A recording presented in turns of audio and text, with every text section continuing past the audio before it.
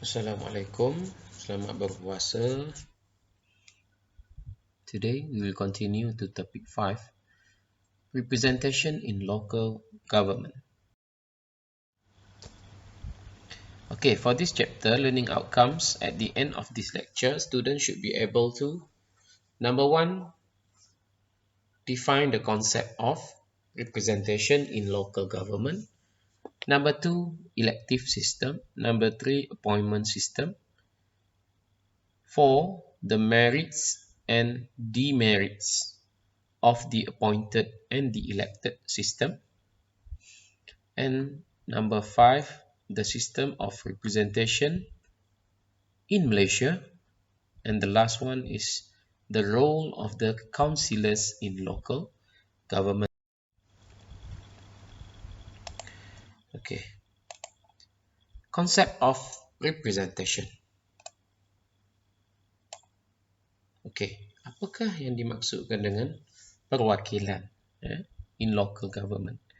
Democracy commonly refers to a political government carried out by means of elected representative. Kalau kita sebut tentang demokrasi, seperti mana yang kita belajar dalam PAD 102 dan sebagainya, demokrasi itu menggambarkan elected representative, barulah digambarkan sebagai demokrasi. In most countries, all level of government from federal to state to local will have election. Kebanyakan negara ada election sampai ke peringkat local government. Representation in local governments means that councillors are elected. Maknanya ahli majlis itu diundi kalau di setengah negara lah, dan banyak negara yang mengamalkannya. And are supposed to represent their ratepayers at the local level. It makes sense that people be given the right to vote. Okay, and this will ensure that the democratic process has actually been exercised. Maknanya by election, dengan melakukan election, maka democratic process actually been exercised, betul-betul berlaku lah. Okay, main objective of LG is to achieve grassroots democracy.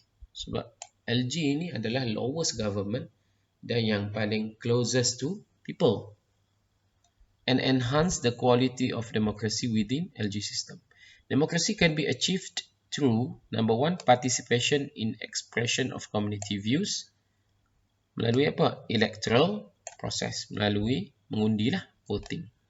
Okay, and then participation in actual delivery of services. Maksudnya terlibat secara langsung dalam penyampaian perkhidmatan. This can be achieved through a variety of consultative and lobbying process. Apa maksud konsultatif? Maksudnya terlibat secara langsung dalam perundingan dengan local government, contohnya. Okay, dalam sesuatu projek pembangunan ataupun servis yang diberikan oleh local government. Okay. Elective system. First we go to elective dulu, sebelum pergi kepada appointed system. Okay. Elective system, most countries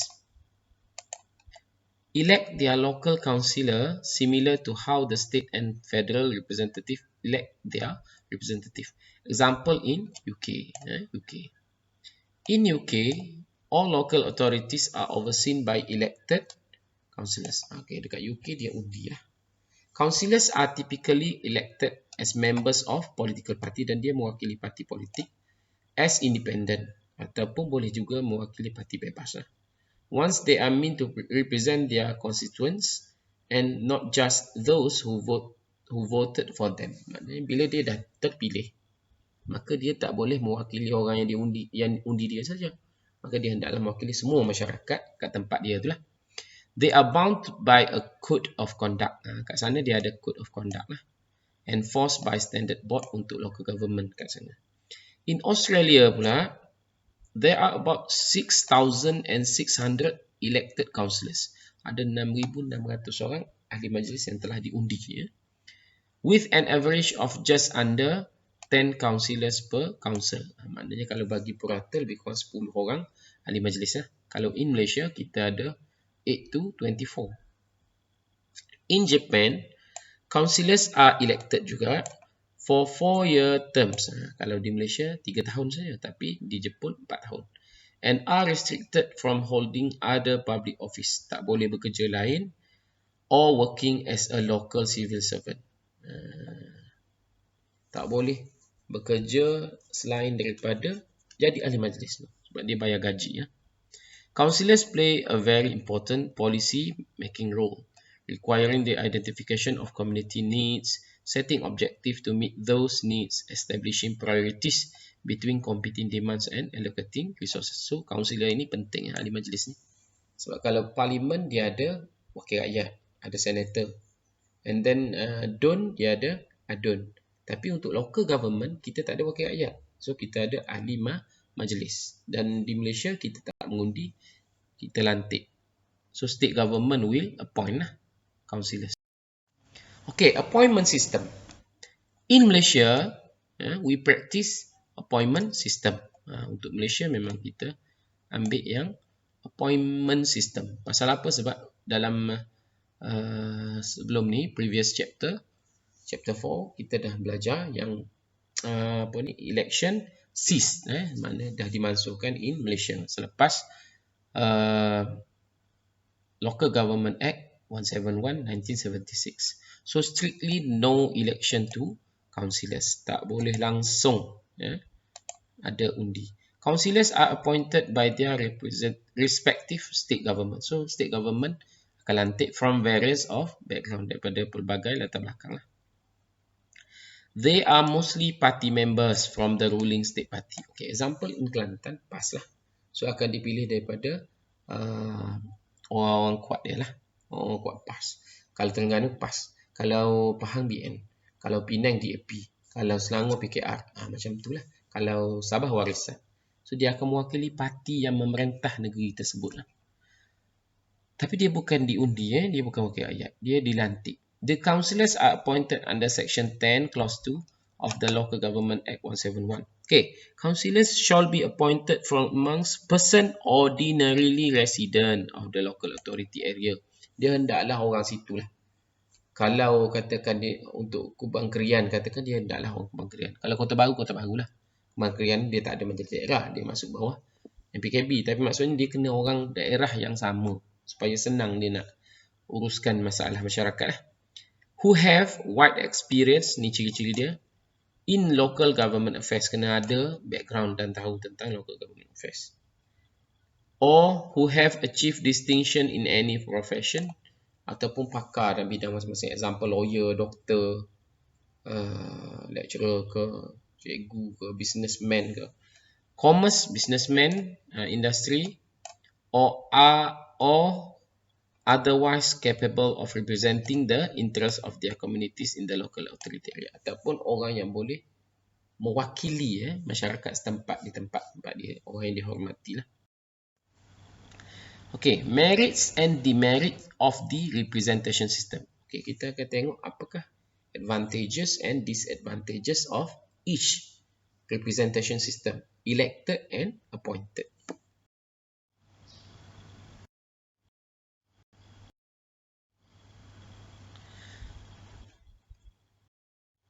Councillors should be accountable to bring about transparency to the whole LG process and lead to greater efficient use and distribution of resources and reduce corruption. Okay, sepatutnya councillor ini bila diundi maka dia akan lebih bertanggungjawab lah. Lepas tu dia akan menggunakan sumber itu dengan dia rasa tanggungjawab. Dia rasa macam kalau aku tak buat elok nanti orang tak undi aku lagi. Gitulah. Okay, now we move to elected system, iaitu yang diundi pula. Apakah merits and demerits dia? Okay, merits dia of course lah, bila ada undi, achieve democracy. Number 2, it can reduce political influence of federal and state government sebab dia diundi, dia sendiri yang jadi calon. Mana dia bukan lantikan kerajaan negeri lah. Kalau rakyat support dia, support lah parti apa pun. Mana tak semestinya satu parti dengan state government. Councillors are accountable directly to the people. Pasal mereka diundi. Mereka rasa undi rakyat tu. So mereka rasa bertanggungjawab untuk melaksanakan balik manifesto mereka lah. Sama macam rakyat lah. Kalau mengundi ni. there will be a closer bond between councillor and the people. Sebab lebih rapat lah, sebab mereka akan ada meraih undi, manifesto dan sebagainya. Lebih rapat dengan rakyat. It will also encourage more participation and interest by the local people. Dan rakyat pun lebih participate sebab mereka rasa undi. Itu yang kadang-kadang bila dilantik ni, kita pun tak kenal siapakah ahli majlis. Saya rasa anda semua pun tak kenal ahli majlis kawasan anda. So, masing-masing lepas ni, Google buka majlis daerah masing-masing atau majlis perbandaran atau dewan bandaraya masing-masing. Tengok siapa ahli majlis. Ada dalam website. Masing-masing lah, tempat masing-masing. Kalau duduk kat Pasir Putih, duduk kat KL, Selangor. The councillors will be more proactive. Lebih proaktif bila orang undi dia lah. A councillor terms of service is determined at the polls and not by him carrying favours with the state government. Maknanya, jawatan dia sebagai ahli majlis itu bergantung kepada undi.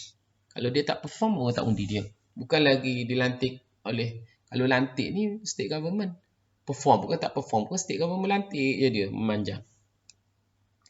Elections bring out the best dissemination of information, dari sudut informasi dan sebagainya, sebab melalui election ni rakyat lebih tahulah tentang apa isu-isu semasa, sebab dia macam wakil rakyat lah kalau ahli majlis yang diundi ni.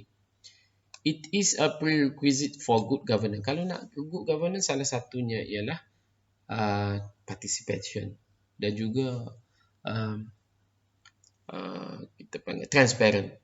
Itu penting. Dan ciri-ciri itu tak ada dalam appointed system lah. Kurang lah, bukan tak ada langsung. Okey, demerit pula. Orang yang apa pula disadvantage of elected system ni? Apakah kekurangan elected system?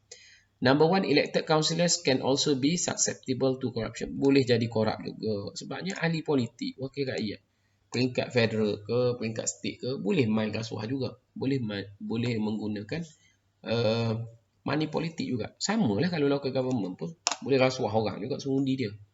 There are also costs in conducting. Ini antara election. More importantly, in a multiracial and multi-religious society, ini Malaysia, kita ada Melayu, Cina, India, Islam, Buddha, Kristian, Hindu. Lagilah bergaduh Dengan adanya PRU, dengan PRK pun dah bergaduh. Peraya kecil, peraya negeri pun bergaduh dah. Tak lagi kalau local government. Sebab local government kena ingat, dalam taman tu pun boleh berpecah belah sebab mengundi. Sebelum ni kita dah berpecah belah kerana PRU. Sekarang ni kalau pilihan raya majlis daerah lagilah. Silat-silat dengan jiran sebelah pun kita boleh bergaduh. It is useful point out that Kuala Lumpur, despite having appointed advisors since 1961, stand out as a better place to stay. Buktinya di Kuala Lumpur ni dah lama dah guna sistem appointed system ni, dilantik ni. Dari tahun 61. Jadi tak ada isu lah timbul setakat ni. So better kita kekal lah yang appointed system ni. Sebab dia kata Kuala Lumpur pun okey je.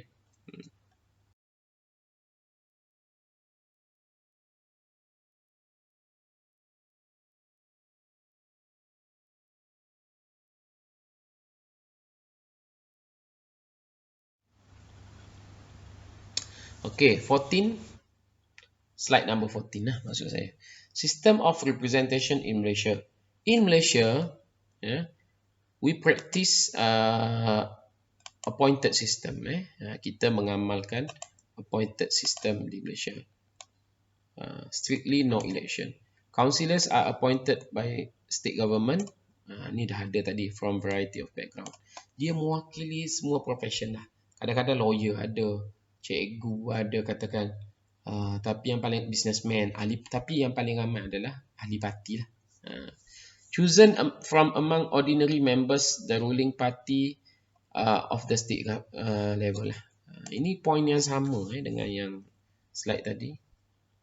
Okey, cuba kita tengok yang belum ada lagi. Okay. According to the Local Government Act 171, the term of appointment, ini tempoh dia berapa lama? Maksimum adalah 3 tahun. But most local councils will appoint councillors every 2 years. Dia kata maksimum 3 tahun. Tapi kebanyakan majlis daerah di Malaysia ni, amalan dia 2 tahun dia lantik. Maknanya boleh lantik lagi. Okey, satu PRU, kita katakan 5 tahun tempoh dia dah. Katakan dah mengundi 2013, 2018 mengundi lagi. 2018 dah mengundi, campur lagi 5 tahun, 2023. Okey, Jadi sepanjang 5 tahun kerajaan negeri memerintah tu, kalau kerajaan negeri tak bertukar lah, macam yang terbaru berlaku ni, banyak kerajaan negeri bertukar, Peraknya bertukar, Johor bertukar, itu kita jangan ambil kira lah. Kita ambil yang standard. Kalau standard satu parti memerintah negeri macam Kelantan ni, PAS memerintah Kelantan 5 tahun katakan. So memang dia 2 kali lantik. Satu kali 3 tahun, satu kali lagi 2 tahun. Macam itulah. Kalau satu kali 2 tahun, satu lagi 3 tahun. Supaya cukup term dia 2 kali lantik dalam satu tempoh pemerintahan kerajaan negeri yang 5 tahun tu. They also can be reappointed for maximum of 4 item. Dia boleh dilantik balik. Tak ada masalah.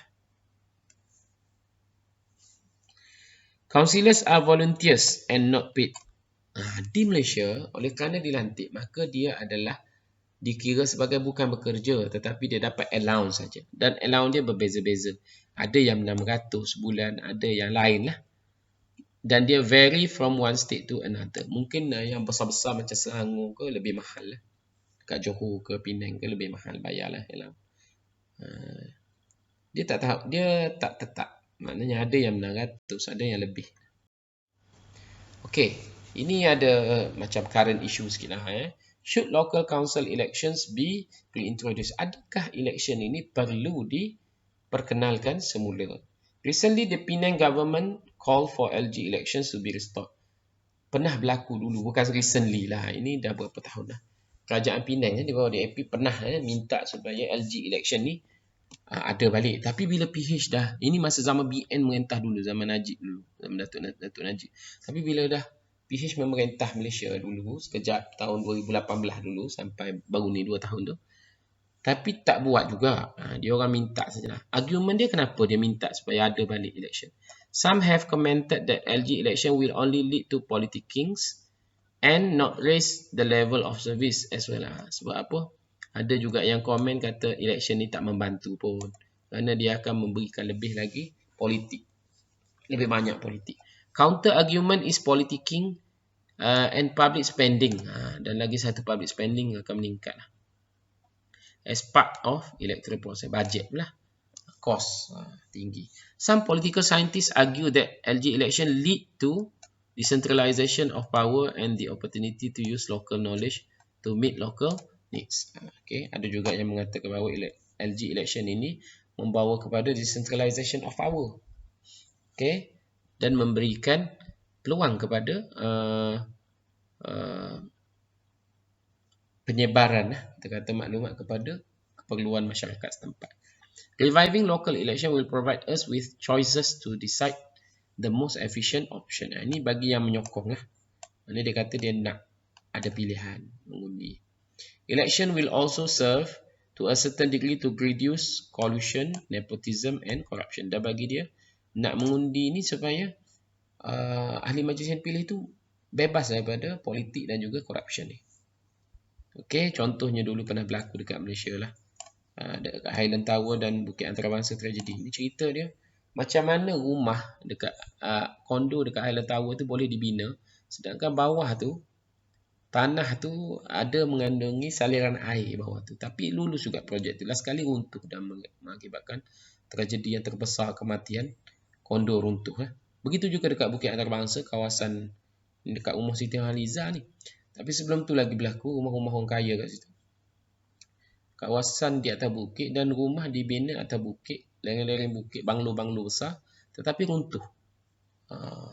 Jadi macam mana local government yang approve plan tu tak check ke kawasan tu, tak sepatutnya boleh untuk dibina bangunan. Tapi kenapa lulus? Kerana dia kata mungkin berlaku rasuah dan sebagainya kepada orang yang approve plan itulah. Okey, apakah role of councillors in local government? Apakah peranan councillor ahli majlis ni? Okey, number one, represent the interest of the community. Mewakili rakyat lah dekat kawasan dia. Kalau orang Kota Baru, Pasir Putih lah. Represent their political party at the local level. Mewakili parti. Sebab di Malaysia ni dia appointed kan. Dia mewakili parti yang kerajaan negeri lah. Offer opportunities for citizen voice to be heard. Dan dia menjadi saluran untuk masyarakat meluahkan perasaan tentang masalah-masalah di tempat, misalnya lokan tersumbat ke, sampah ke, pencemaran ke, kebersihan ke, gangguan ke, macam kita dah belajar tentang nuisances tu, bangunan-bangunan buruk ataupun bunyi-bunyi bising. Vote on budget. Ini penting. Mereka ni mempunyai hak untuk mengundi untuk bajet local government tu. Vote on local act and regulation. Boleh buat untuk bylaw, undang-undang kecil. Take an active part in reviewing matters before the council and debating issues. Dan mereka juga debate isu. Apa-apa saja isu yang timbul tentang local government. Review council's resource allocation. Mereka boleh buat review penilaian semula untuk bajet, perbelanjaan, aktiviti dan juga keberkesanan dari sudut servis. Kutip sampah, settle ke tidak? Ahli majlis lah yang kena ambil tahu. Longkang tersumbat ke, kotor ke, bising ke, bandar tak terurus ke, parking, saman ke, apa-apa sajalah. Dan juga mereka kena hadir meeting. Hadir ni bukan hadir saja tapi makan keripak sekali lepas meeting. Kita minum air tap. Tak pakai behung tak kok. Read and consider the agenda and reports before council meeting to be ready. Bukan pergi saja tapi dah ada agenda pergi meeting. Sebab tu note daripada yang ada background lah tentang local government ni. Tak boleh orang yang zero, tak boleh lah. Okay, next sambung lagi. Councillors are supposed to attend full meeting. Tak boleh. Saya sekali sebulan at least kena hadir. Kena meeting dan dia kena hadir lah. Tapi kalau jenis yang tak hadir ni, tu yang kita kata tak efisien tadi tu. Sebab tu dia nak orang tempatan, orang lokal. Supaya mereka boleh hadir, sentiasa hadir. Kecuali pergi haji ke umrah ke lain. Maksud saya selagi mana boleh hadir. Policy makers dan mereka juga buat polisi. Boleh buat bylaw tadi. Communicate policies to council. Of council to public. Dan dia menyampaikan semula kepada masyarakat setempat di kawasan. Sebab tu ahli majlis ni dia ada kawasan masing-masing. Contohnya kalau ahli majlis duduk di Kubang Kerai, dia mewakili masyarakat Kubang Kerai. Dia akan sampaikan balik.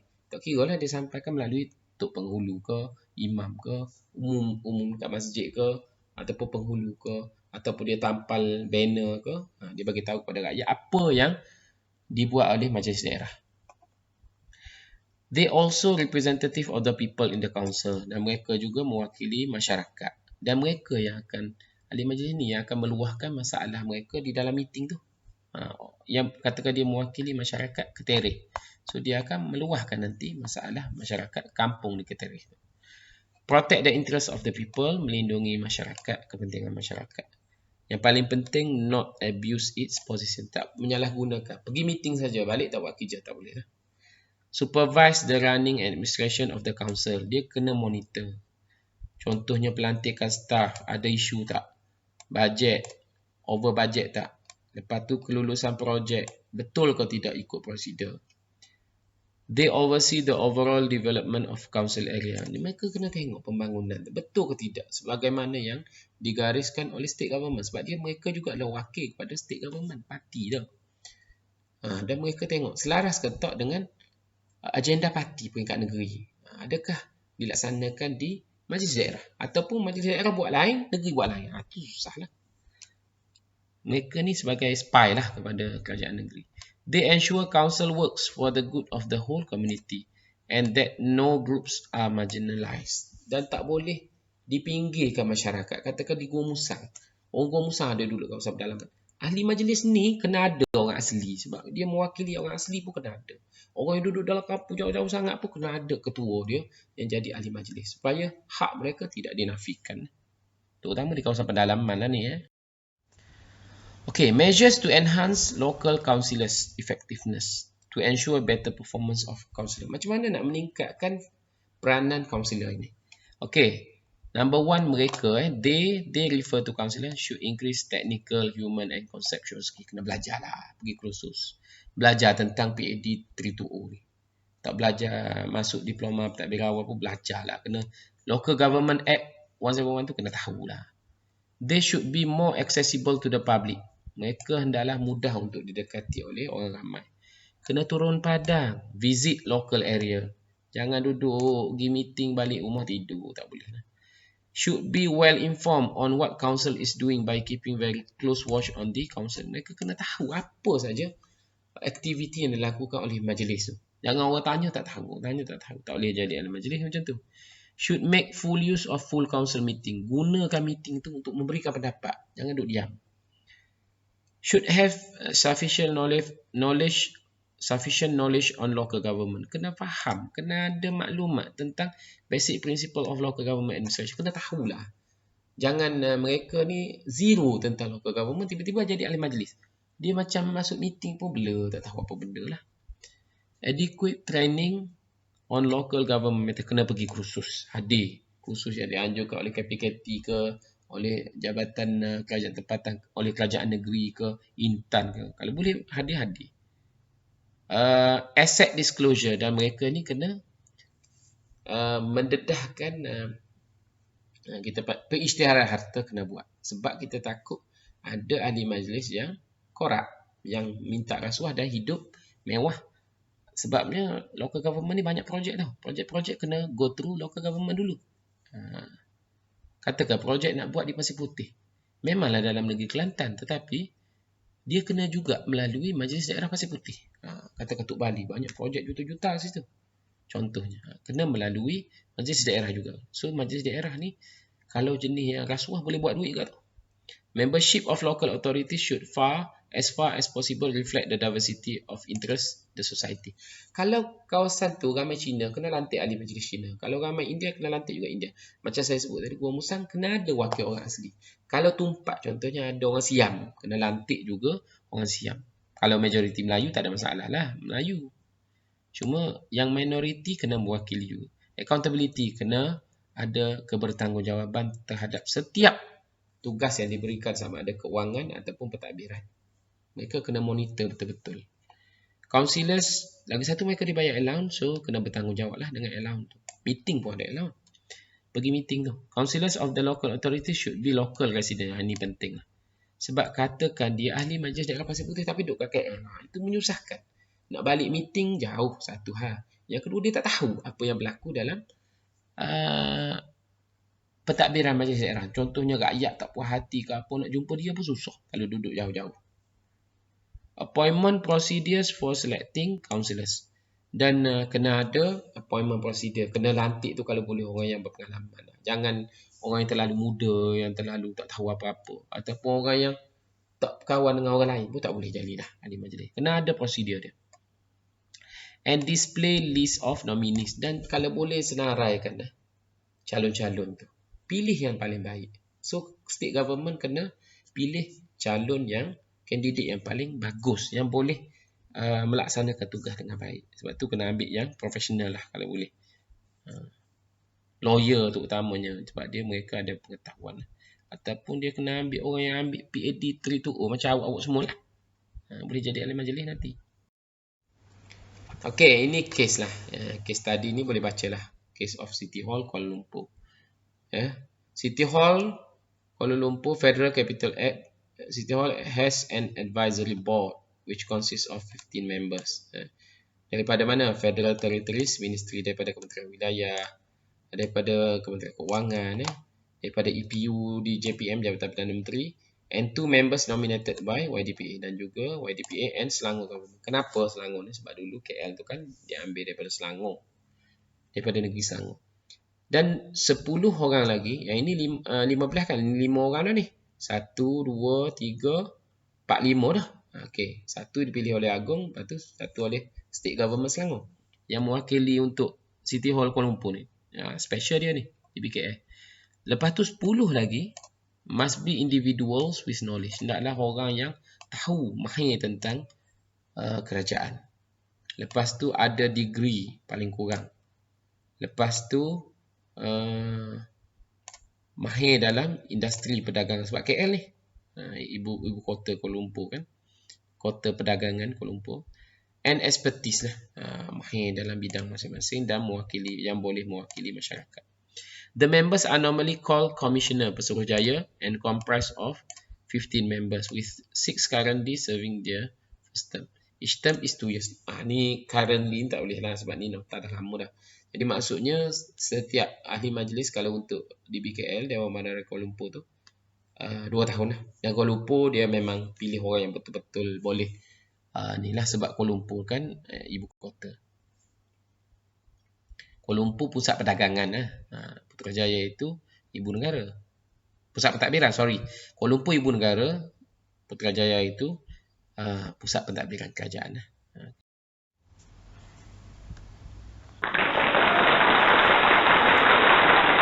Okay, habis dah. Selamat berpuasa. Kalau ada soalan boleh tanya melalui WhatsApp ataupun Telegram lah. Okay, tepuk tangan lah. Tepuk tu. Tepuk. Jangan tak tepuk.